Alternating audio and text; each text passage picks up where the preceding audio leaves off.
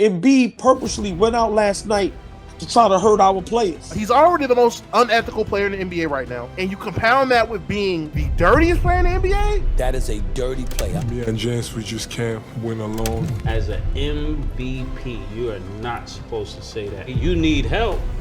Yeah, the help is you, nigga. It has always been other people's fault, and it was always the coach's fault. It was always Brian Colangelo's fault. It was Ben Simmons' fault. It was James Harden's fault. The city and the fan base have sort of said, no, wait a minute. If we lose now, it's actually his fault. They're disappointed, Joel Embiid, and ticked off at you and your Sixers.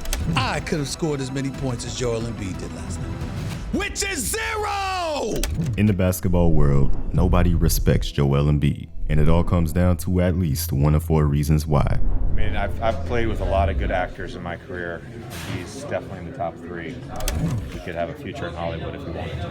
Joel Embiid is a generational flopper, the biggest free throw merchant in NBA history. No skill, just foul baiting. There isn't a superstar I despise more than Embiid. You're 7 foot tall flopping like this for free throws, unethical hoops. This has become the narrative around Joel Embiid and the way he plays on the court. He has the 3rd highest free throw attempt per game average in NBA history behind only Wilt Chamberlain and Bob Pettit, making him the only player this century to average at least 10 free throws per game for a career. But it's not just the number of free throws that Embiid gets that bothers people, it's how he gets to the line to begin with. Foul baiting has become an unfortunate commonality in this era of basketball, and the face of it all has become Joel Embiid. He often throws himself into other players when they're in vulnerable defensive positions to get a foul call and get to the free throw line. And this is what the fans consider to be those unethical hoops. Before Embiid, it was James Harden who was the face of this, and he was also heavily hated on by the fans for it. But Embiid's flopping and flailing goes beyond just trying to get sent to the free throw line.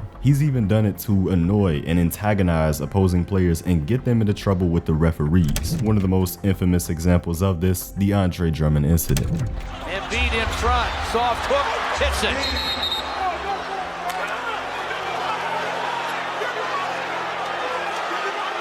We're going to get an Andre foul here. Drummond has now been ejected from the basketball. Andre's been ejected.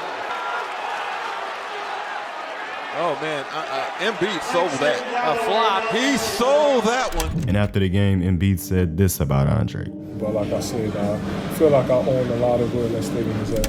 And Andre had a response of his own, tweeting, "LOL does he? If that's so, he wouldn't be so excited to have me off the floor. Think about it, that's a silly statement. I'll take the dub though. Enjoy flight home. # Emmy Award winning actor." And then how about the flopping? I mean, what is the league going to do about that? Because we can't have it. That's 100% a no call, right? And the more that you're actually making that call, it's going to make guys do it more and more often. I never, ever put myself in these situations, but that wouldn't have knocked me down. So if it wouldn't have knocked me down, the notion that Joel Embiid went flying like he hit him with a 2x4 is flatly embarrassing. But before we continue to see some more egregious flops by Joel Embiid, I want to give a shout out to today's sponsor, Underdog Fantasy. Of course, the fastest growing fantasy app in the industry and the easiest way to play fantasy sports. They have many sports and ways to play, but with the NBA Finals going on right now, of course my go-to is Pick'em. Here you get to pick between numerous players and whether you think they're going to have a higher or lower stat total in a number of different categories. This was my entry for Game 1 of the Finals earlier this week, where I made these 4 picks and unfortunately came up just short with Jaylen Brown and Lively. Now with these 4 picks here, I could have won 6 times my money, but if you add more picks to your entry, you can win up to 325 times your money in a single night with Underdog's limited time Pick 8, where you can create entries with up to 8 picks. And also for Game 2 of the NBA Finals, Underdog is offering an NBA Pick'em special on Kyrie Irving points, where he only has to score 1 point. Head over to underdog.com or download their app and use my code WillSoTrill to take advantage of this special, as well as the limited time Pick 8. And also with my code, you'll get up to $250 in bonus cash on your first deposit. You don't want to miss out.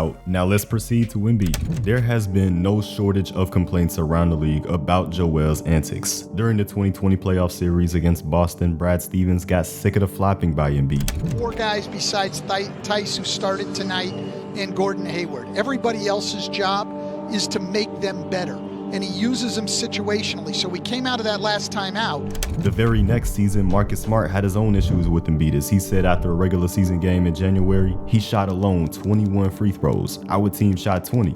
Can't beat that. It's tough, especially when we got our hands up a lot of the time. And he flails and gets the call. An ironic statement, however, coming from another serial flopper like Marcus Smart, which Embiid even called him out, saying, Marcus Smart told me that I flail a lot. Come on, I'm sure he knows himself and he knows his game too. He does a lot of that. But at the end of the day, this is two hideous twins. And we saw the same level of hypocrisy from Embiid after he called out Jalen Brunson for flopping in Game 3 of the first round this year in the playoffs. But this has been Joel Embiid's character. He is well aware of what he's doing, and we've seen this already with the Andre Drummond situation. He'll flop, and then when he gets the call, he gets up and laughs. Immediately, he's letting you know I flopped. Right. Immediately, he's not even like pretending like, oh, I got hit. But Joel is taking the route of justifying his disliked style of play as simply being smart. This is basketball IQ, so people are always saying flops or, foul baiting and all that stuff. That's just me being smarter than everybody else. Like if we're in a penalty, you know what I'm about to do. You know what Chris Paul is about to do. Like, we're just smarter than everybody else. However, what Joel sees as a smart style of play ends up being very dangerous for everyone around him, with sometimes even his own teammates being his unlucky victims. He's already the most unethical player in the NBA right now, and you compound that with being the dirtiest player in the NBA? Joel Embiid delivered a massive 50-point game in Game 3 of the Eastern Conference quarterfinals against New York, but the real story from this game was how he probably should not have even been playing after this despicable play he committed in the first quarter. Anunoby on the block, contact with Embiid, shovel pass. Robinson is bumped, boy, look out. That's potentially dangerous. And that could have been a flagrant too, quite frankly, because he's going airborne there. You grab a guy, that is as dangerous of a play as you can have. Embiid was assessed with a flagrant 1 for this play, but many believe that this should have been a flagrant 2 and ejection. Dirty and reckless were just two of the words in the Knick locker room that were used to describe Joel Embiid's play on Mitchell Robinson. Bro, he should have got kicked out for that. There is no question that Joel Embiid should have received a flagrant 2 and should have been ejected for that game. He absolutely positively should have been ejected for that game. Joel Embiid deserves to be suspended. He deserved to be ejected in Game 3, and it absolutely was a dirty play. To make matters even worse here, Mitchell Robinson came into this game listed as questionable to play due to an injury on the same ankle that Embiid pulled down on. Robinson went on to later sprain the same ankle in the first half and left the arena in a walking boot. This injury would later put him out for the remainder of the playoffs, which meant that the Knicks would be down a very important player. Knicks fans were justifiably pissed off at Embiid and what he did in Game 3 because this play was just the worst of his antics from that same game. But we have the dirtiest player alive, Joel Embiid, salvaged his team. Let's not forget the illegal tackle/block. That wasn't a screen on OG. Embiid purposely went out last night to try to hurt our players. None of those plays he did was basketball plays. He also seemed to knee Hartenstein in the groin. Hold on, before I talk about this game, I sort of put my cup in.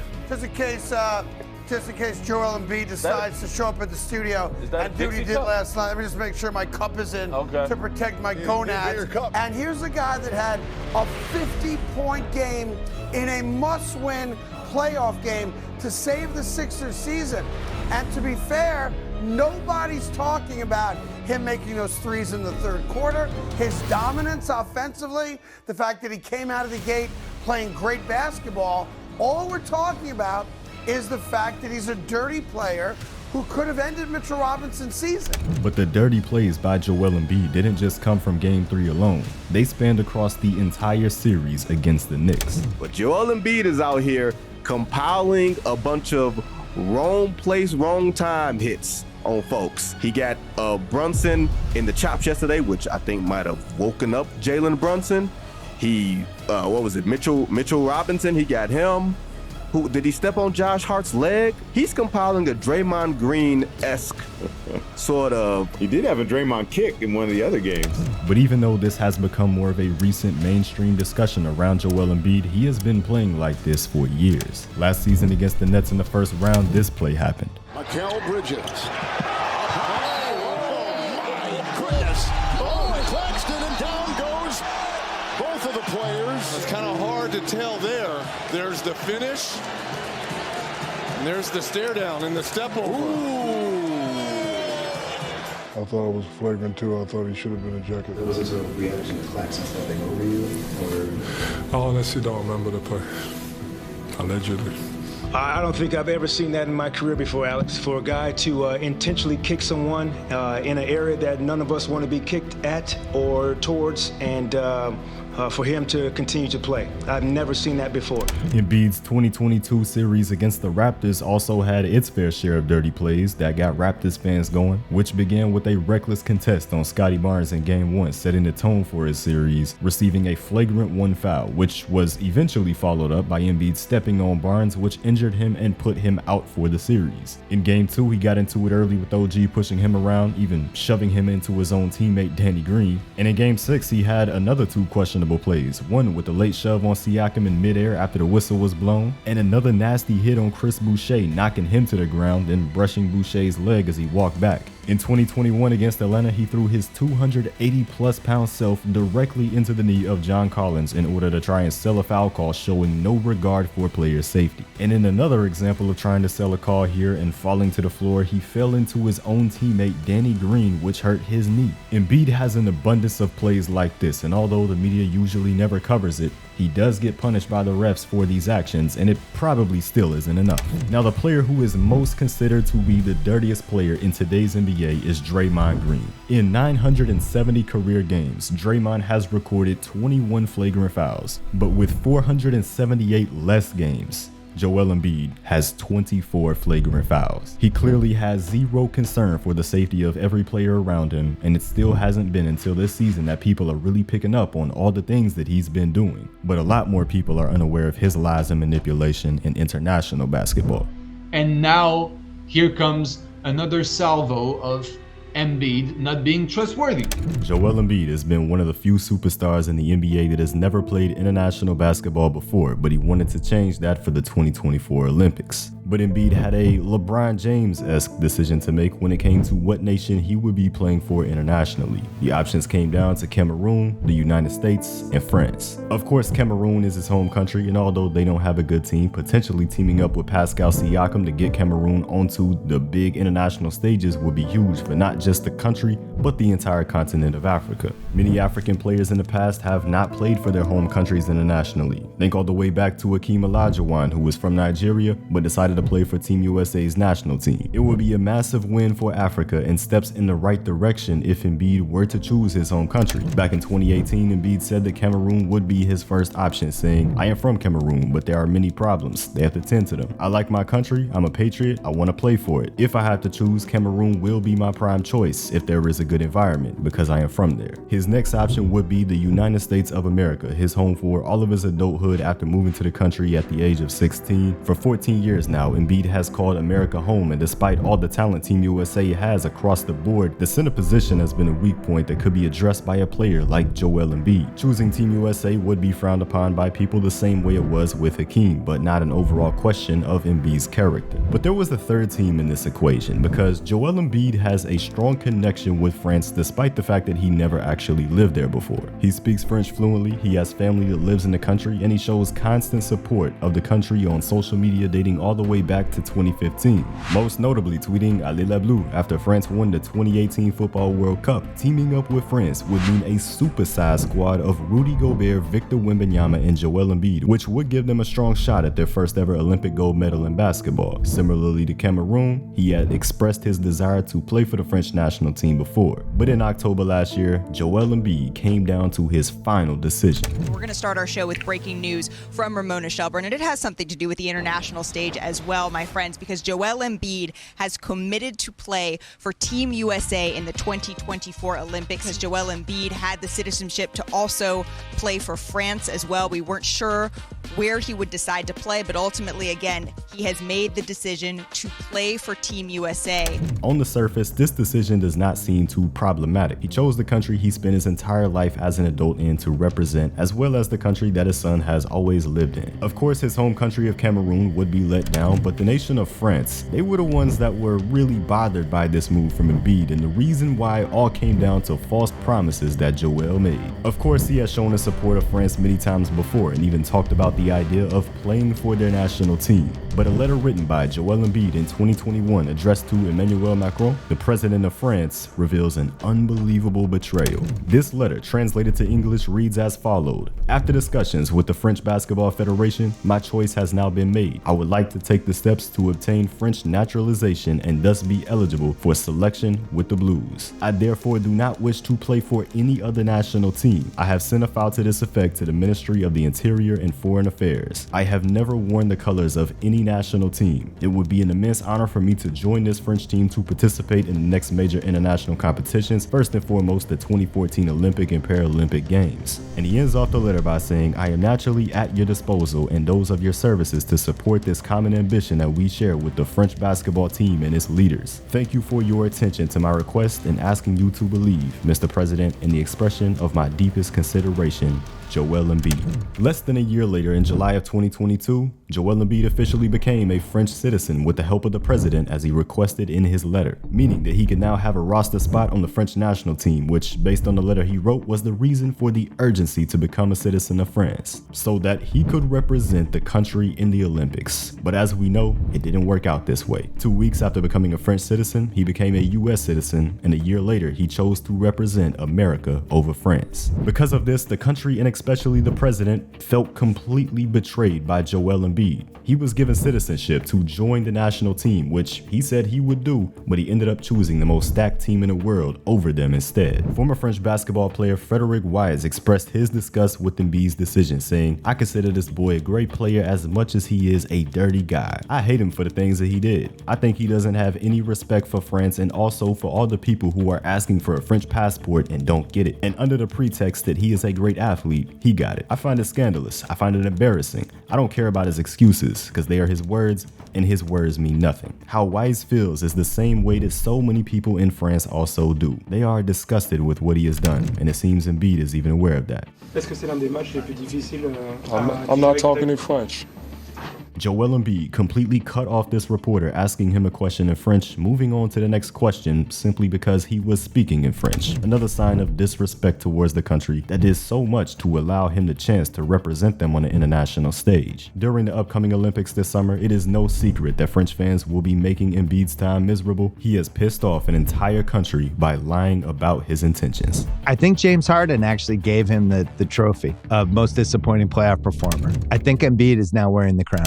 Joel Embiid has become the face of playoff failures in the NBA. At 30 years old, even with a great regular season resume that includes 2 scoring titles and 3 top 2 MVP finishes, including the 2023 MVP award, a single conference finals appearance still eludes him to this day, having never gotten out the second round of the playoffs despite numerous opportunities to. His first big chance to make the conference finals was 2019, but we all remember how this ended. Defended by Simmons.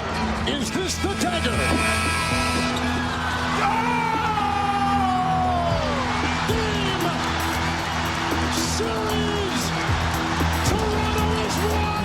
Great contest by Embiid ultimately didn't matter, and it left him in tears heading off to the locker room. A loss in a 7-game series where Joel scored just 17 points per game while shooting 37% from the field. Embiid had numerous poor performances in this series: 5 for 18 in Game 1, 12 points in Game 2, 11 points in Game 4, 13 points in Game 5, 5 for 14 shooting in Game 6, and 6 for 18 shooting in Game 7. Now 2 years later, the Sixers found themselves in prime position to make the conference finals again, being just a game away, but in the fourth quarter of that Game 7, the Atlanta Hawks pulled away, with this play being the story of the game. Tapping his way in, spins on Gallinari, gives it up, oh, he was right there, and a foul as Thibault goes to the basket.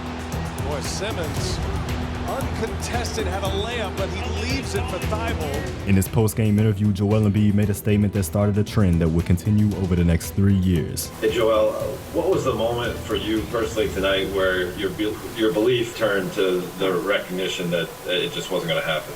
Man, I'll be honest. I thought the turning point was, I don't know how to say it, but I thought the turning point was just, we had an open shot, and we made one free throw. In the most subtle way he possibly could, Joel Embiid ultimately blamed the loss on Ben Simmons' decision to pass up an open layup. This, of course, upset Ben Simmons, as a source close to him said he's upset that Embiid seemed to blame him for 2021's playoff loss, when Simmons did not blame Embiid for Embiid's poor showing in the playoffs against the Toronto Raptors in 2019. And this was the beginning of Embiid's blame game, as 2 years later, following another Game 7 loss in the second round, this time to Boston, Joel Embiid had this to say. You can't win alone.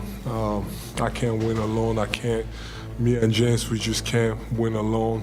That's why basketball is played 5-on-5. So, we just need everybody to just, try to keep finding ways to get better, and, we'll be fine. As an MVP, you are not supposed to say that. You and James Harden should be enough. You're basically saying Tyrese Maxey didn't do his part, and then when it doesn't go right, you're gonna say you need help.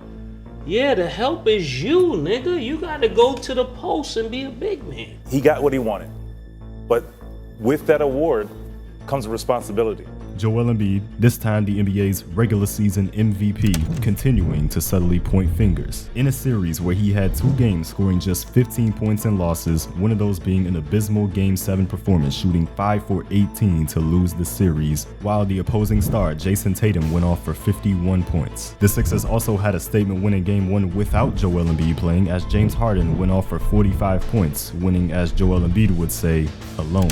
Most recently though, Embiid had a new scapegoat following a Game 2 loss against the New York Knicks to fall down 2-0 in the series. Tyrese got fouled, a couple times. We just had the same thing happen against Miami with Tyler Hero. That's just unacceptable to, put us in that situation. That's fucking unacceptable to lose a game like this, especially in the playoffs. So, During the course of this entire interview, Embiid had his head down. He got to get his head up, because he's the leader of the team. He's the best player. He's one of the best players in the world. As the leader of the team, he cannot have his head down. After a Game 4 loss, going down 3-1 in the series at home, Embiid now had created a new scapegoat, that being his own fan base. You guys have always had such great home court advantage here. How strange was it for you the past 2 games with the significant amount of Knicks fans in the house? Disappointing. I love our fans. Think it's unfortunate, and I'm not calling them out, but it is disappointing. Kind of pisses me off. Rob, just like Joel Embiid was disappointed and ticked off, so are the fans. They're disappointed, Joel Embiid, and ticked off at you and your Sixers. Because you guys should be better than you've been. Joel Embiid has scored 1 point in the last 2 fourth quarters. Joel Embiid has 2 rebounds in the 4th quarter in this entire series. Wow. Rob, the fans are ticked off too. And Joel Embiid didn't pay him money for the fans to come see him. They're paying money to go see him. So I get it that he's disappointed and upset, but so are they. Because year after year, season after season, this is what they see. It just seems that every time Joel Embiid loses, there is somebody new to throw under the bus, from teammates to referees and even the fans. And truthfully, the fans have become sick and tired of it. To some degree, it has always been other people's fault. The Sixers keep coming up short, and it was always the coach's fault. It was always Brian Colangelo's fault. It was Ben Simmons' fault. It was James Harden's fault. In this case, I think that the city and the fan base have sort of said, no, wait a minute. If we lose now, it's actually his fault.